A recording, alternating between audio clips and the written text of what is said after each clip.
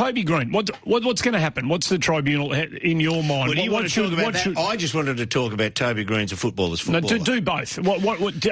Do you have a confident line on how the tribunal will see this? Yeah, he had to be taken up.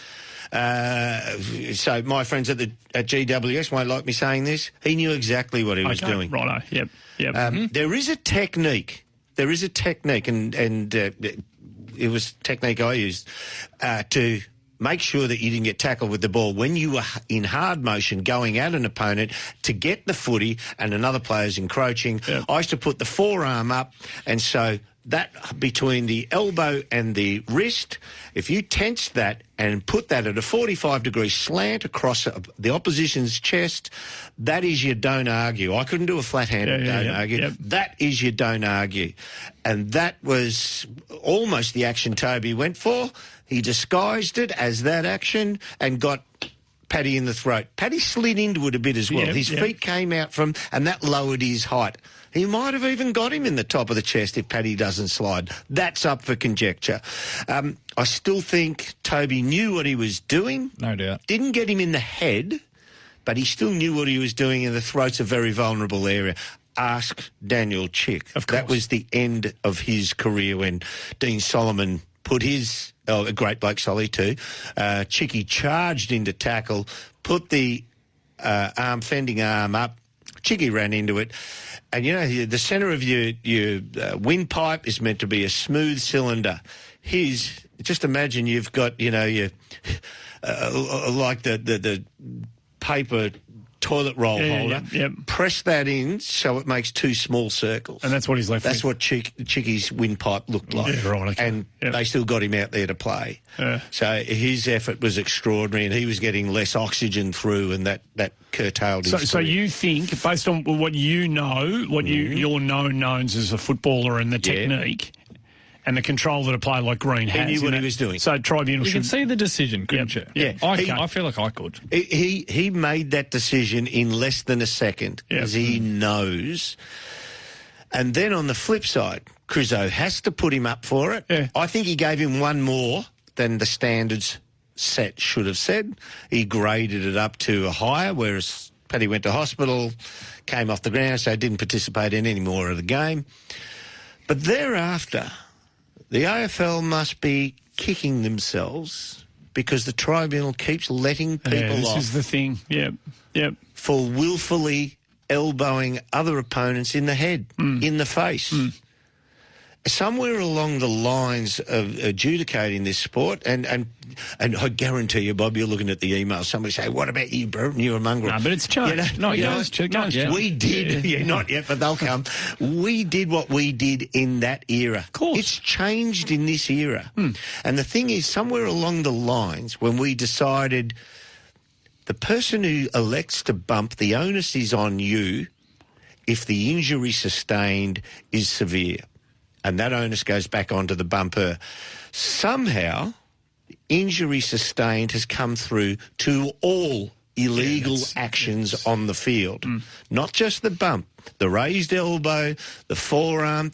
Don't argue with the stub, with the base of your palm. If that knocks a bloke out, you're out. If it doesn't knock him out, it's play on. Nothing to see here. Move along, please. How many better players in the competition? We're going to get you out of here in a minute, but how many better players? Sorry, if every player in the AFL lined up against the wall and you're picking your team for season 2022, how many players are you picking before you get to Toby Green?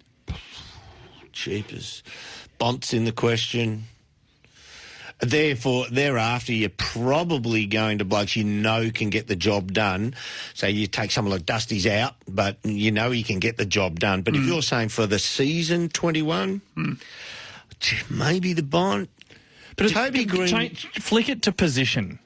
Right, okay, right, yeah. Flick it to position. It's like half-forward flank, Toby Green, bang. Yeah, first one you Stevie J was the best one I played on. Toby's the best one I've seen. Right. See, I don't reckon he plays as a half-forward flank. I can understand you thinking that. You're saying half-forward flank because of his size. He's 6 foot and half an inch.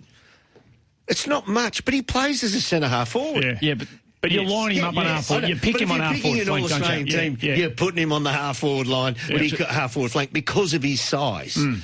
His ability to read the ball upfield, work out who's kicking it, when they're going to deliver it, and then for his ability to launch and mark the ball in the air and/or stay down and crumb the ball, Yeah, he's complete. and/or get to a difficult position so that he's duped you into thinking he was going somewhere else.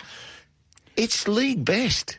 So the thing I always had with Stevie J is we were distracted by his tricks, so we didn't pay enough respect to how much ground he covered. I think with Toby, we are distracted by the menace and the X factor, and we don't quite appreciate how good he is at the football basics of doesn't fall over, doesn't fumble, always plays in front. Yeah. Bob, you've got a shot in this media business that was beautifully described.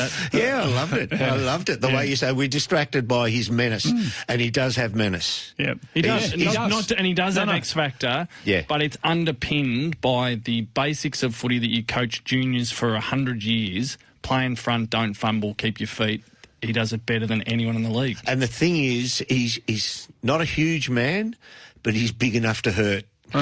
He's big enough to hurt, yeah. Some blokes, they're little guys and they'll come in like little Libba. I mean, old man Libba. You play against him and he'd scrag and scratch and he'd give you a clip and a whack.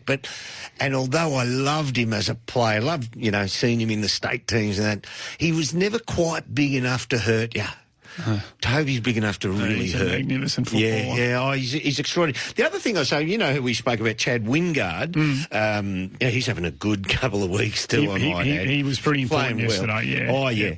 And we said how he behaved towards young Kazitsky. Toby, and I've written it down here. In the final quarter, 5:29 to go on the clock. Young Shipley comes on. He gets the ball. Toby's running to the pocket. I saw this. He's taken his man up the field, Toby, lost him in traffic, backdoored him. He's got a clean run back to the pocket near side. Shipley's got the ball, sees Toby running there and thinks, I can put it out in front of him. He'll walk into an open goal. He absolutely slaughters the kick.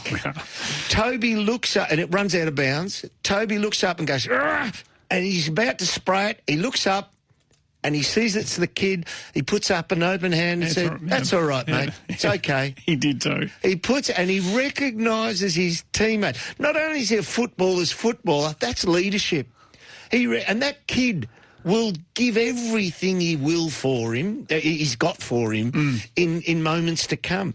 And then a couple of minutes later, young Tanner Bruin kicks a goal.